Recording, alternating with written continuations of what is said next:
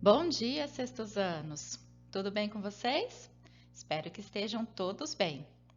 Na aula de hoje, nós falaremos sobre as correlações verbais. Esse assunto está no capítulo 18, páginas 40 até a 46 do livro 2. Vamos saber do que se trata?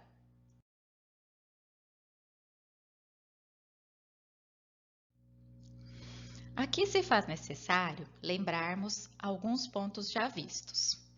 Vamos ver então, ou melhor, vamos relembrar o que é verbo. Verbo é a palavra variável, ou seja, é uma palavrinha que pode sofrer flexão. E o verbo é a única palavra da língua portuguesa que sofre mais variações. Ela pode ser flexionada de acordo com o tempo verbal, de acordo com o modo verbal, número e pessoa, que nos trazem as pessoas do discurso, e ainda pode ser flexionada de acordo com a sua voz. Com relação à voz, vem o assunto nos próximos capítulos. Temos também os modos verbais. Os modos verbais nos mostram a atitude que o falante assume em relação ao processo verbal. São 3 os modos verbais já estudados. Indicativo, que nos mostra um fato certo, um fato preciso, independente do tempo, ou seja, pode ser no presente, pode ser passado e também pode ser no futuro. Observem o exemplo. Eu estudo para a prova. É um fato certo, é um fato concreto, é um fato real. Tudo bem? Temos ainda o modo subjuntivo, que nos traz um fato incerto, uma dúvida, é uma possibilidade, hipótese. Veja um exemplo. Se você morasse em São Paulo, se você morasse, é uma possibilidade, é um fato incerto. Teria muitas opções de lazer.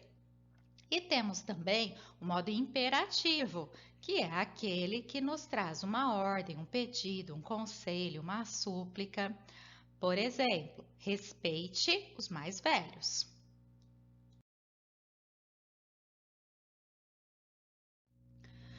Vamos ver agora então o que são essas correlações verbais.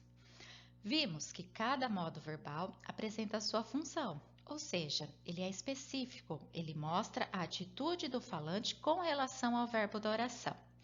Porém, é muito comum a ocorrência de correlações, isto é, de combinações entre os modos verbais. Isso para facilitar a comunicação, deixando-a clara, mostrando exatamente aquilo que se deseja falar. Então, o que nós temos? Nós temos que correlações são combinações entre os modos verbais e os seus tempos.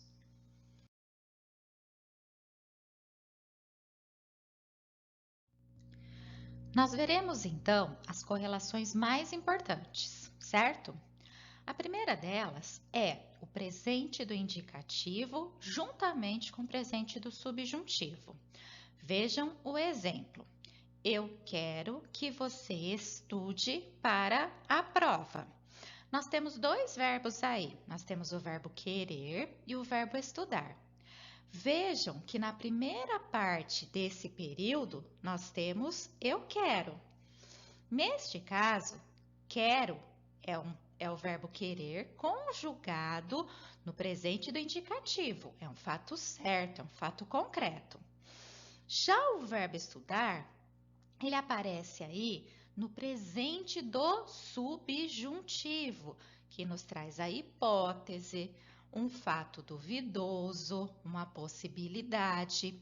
Então, quando nós usamos eu quero que você estude, nós temos aí correlações, combinações dos modos verbais e os seus tempos.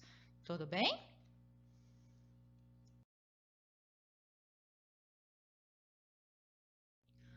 Um outro tipo de correlação verbal é quando nós temos o pretérito perfeito do indicativo, que é aquele tempo em que a gente usa como auxiliar a palavrinha ontem, e temos também o pretérito imperfeito do subjuntivo, que é aquele que tem a desinência SSE, certo?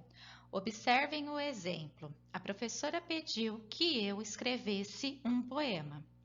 Olhem a primeira parte. A professora pediu. Isso é um fato certo, isso é um fato real, certo? Então, nós temos aí o verbo pediu, que é o verbo pedir, no pretérito perfeito do indicativo. Já o verbo escrever, ele vem escrever-se, SSE. Isso é a desinência, esse SSE é a desinência, é a partezinha do verbo que nos mostra que temos aí o pretérito imperfeito do subjuntivo. Eu vou escrever o poema? Eu não sei, é uma possibilidade, pode ser que sim, pode ser que não. Por isso que é subjuntivo.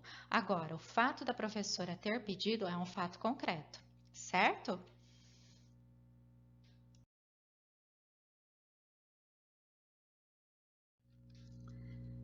Temos também correlacionado o pretérito imperfeito do subjuntivo e o futuro do pretérito do indicativo. Vejam um exemplo. Se você falasse menos, prestaria mais atenção. Se você falasse menos, você vai falar menos? Não sei, é uma possibilidade, é uma dúvida, é um fato incerto. Por isso, pretérito imperfeito do subjuntivo. Você prestaria mais atenção. Prestaria é o verbo prestar. Aparece aí, então, no futuro do pretérito do indicativo, certo? Mais uma correlação verbal.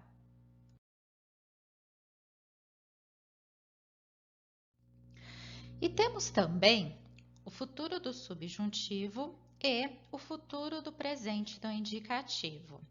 Vejam, quando ela estudar para a prova, receberá a compensação. Observe o que nós temos aqui. Ela só vai receber a compensação se ela, quando ela estudar para a prova, certo?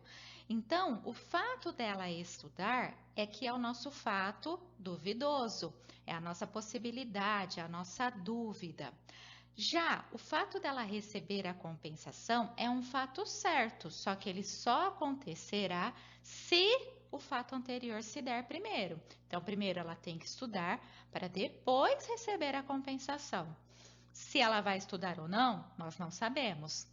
Agora, se isso acontecer, com certeza ela receberá a compensação.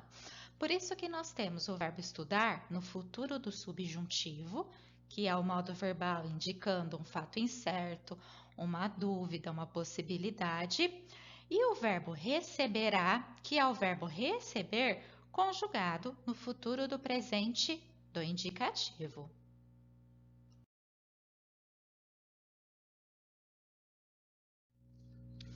Nós temos aqui também mais alguns exemplos. Peço que vocês identifiquem quais são, em cada um desses períodos, quais são os modos verbais e os tempos que estão correlacionados. Durante a nossa live, nós faremos essa correção também. Então, prestem atenção. Vejam qual é o verbo, grifem o verbo e tentem identificar qual é o tempo e o modo verbal de cada um deles. Tem dois verbos em cada uma das orações. Então, prestem bastante atenção. Tudo bem?